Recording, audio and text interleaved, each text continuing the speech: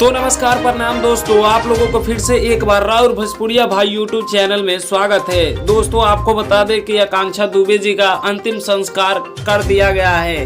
यहीं पे आपको बात करें कि आकांक्षा दुबे जी की मां का, तो उनका रो रो कर पूरा बुरा हाल हो चुका है। दोस्तों आकांक्षा दुबे जी के साथ बहुत ही ज़्यादा गलत हुआ है।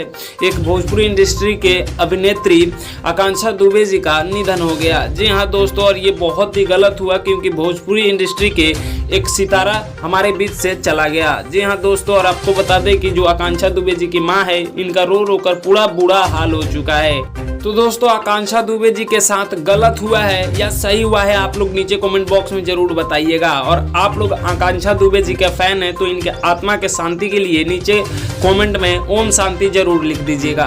दोस्तों मैं सूरज पासवान, आप देख रहे थे राउर भोजपुरिया भाई। मिलते हैं आप सभी से जल्दी नेक्स्ट वीडियो में, तब तक के लिए जय हिंद, जय भोजपुरी।